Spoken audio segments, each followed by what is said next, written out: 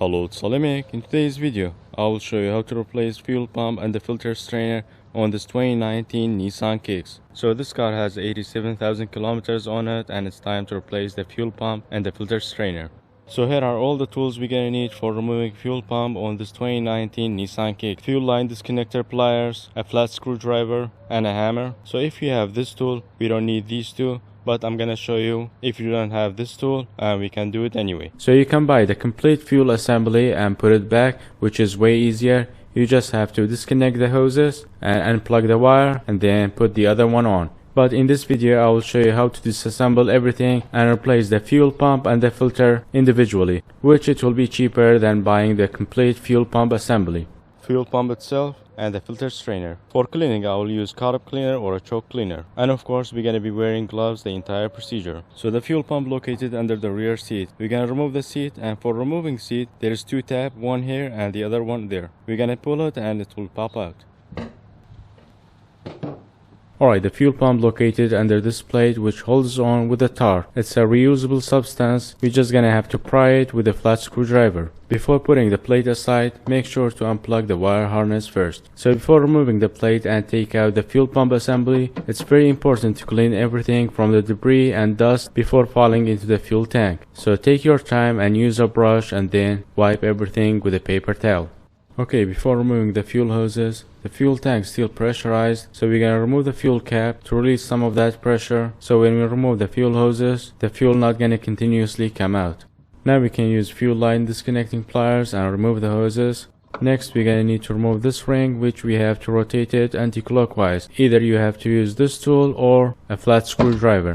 Keep in mind when you take the fuel assembly out, some of the fuel will spill out. That's why we have that tar dissolve it on that plate. So I'm gonna put some shop towels here and then lift the fuel assembly out. That way it will be easier for cleaning, and then your car not gonna smell like gas. So at this point you have to tilt it down a bit so you don't damage or bend the fuel gauge. So one of the first things I recommend to do before working on the fuel assembly, removing the fuel gauge, because it's very easy to damage it or bend it. So we're gonna remove it and then we're gonna work on replacing fuel pump and the filter.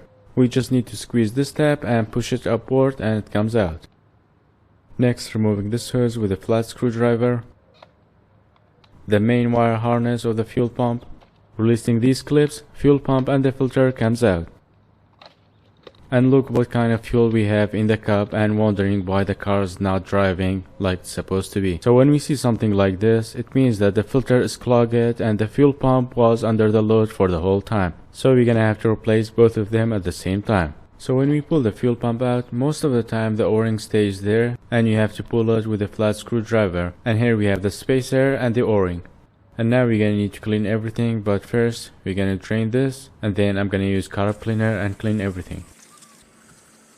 So after cleaning all the parts, I like to clean my working area so I don't contaminate any part when I'm putting it together. Okay, now we have everything clean and ready to be assembled. We're gonna put them side by side like this. And the most important thing is the O-ring. So this is the old one and here we have the new one. And when we put it back, we're gonna use some oil. It will prevent it from damaging when you insert it inside. Alright, next we're gonna remove this cover, and what we have here is the return valve, also called pressure regulator, and I always take it out and clean it. We're gonna use a flat screwdriver and pull it out. I'm gonna wipe the inside quickly and clean everything. You have two O-rings and one strainer, so we're gonna remove them all and clean everything. And for cleaning, I'm gonna use carb cleaner again, and now it looks like a brand new. And let's not forget the filter strainer. We can see it's all blacked out. We're gonna use some carb cleaner and we can see it got cleaned and now it's see-through.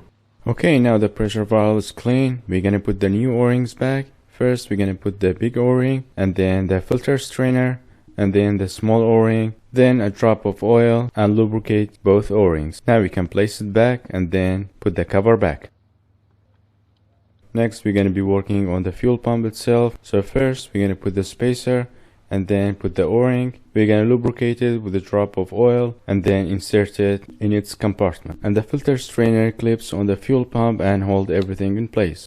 Alright, now we need to fold the filter strainer around the fuel pump and put it inside the basket. And here we're going to align all these three clips and push it down. And from here, most of the procedure will be in reverse. Now we're gonna clip this hose back, connecting fuel pump wire harness back. With these connectors, always double check if it's being clicked and not coming out.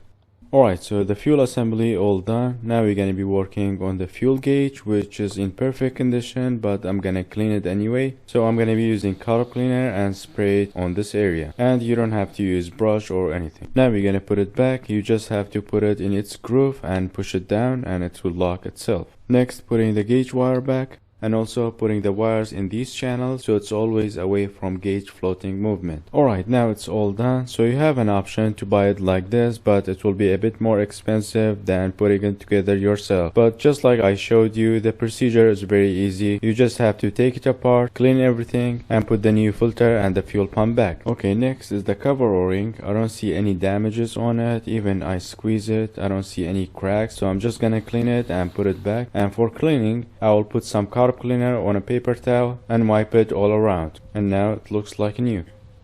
So this part is very important. Do you see all these dirt in this groove?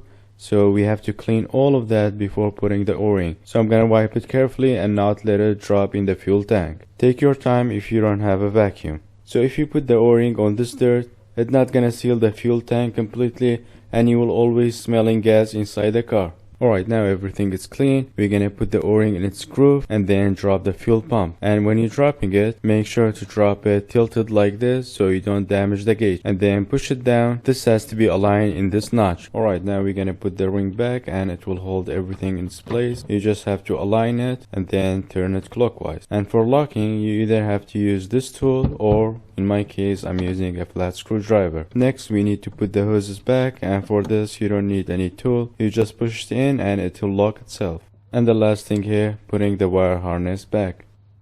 And one final wipe down to make sure everything is clean and dry. We're gonna leave the cover open like this and turn on the engine, and we're gonna check these two hoses for any fuel leak. First, let's tighten the fuel cap back, and now we're gonna turn on the engine. You might have some delay with the engine startup, but it will be only for beginning, because now we have air in the fuel system, and after starting up for the first time, you're not gonna experience that again. One of the most important steps after assembling fuel pump, you will check it like this. If you feel any delay with the response, it means that the o-ring didn't sit very good, so we have a pressure leakage. But now we don't have any problem. And now we are sure that the fuel lines are all dry.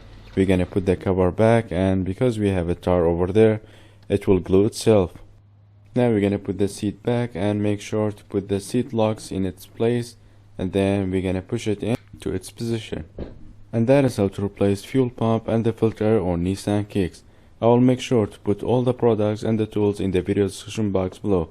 Thanks for watching, and I'll see you in the next one. Bye for now.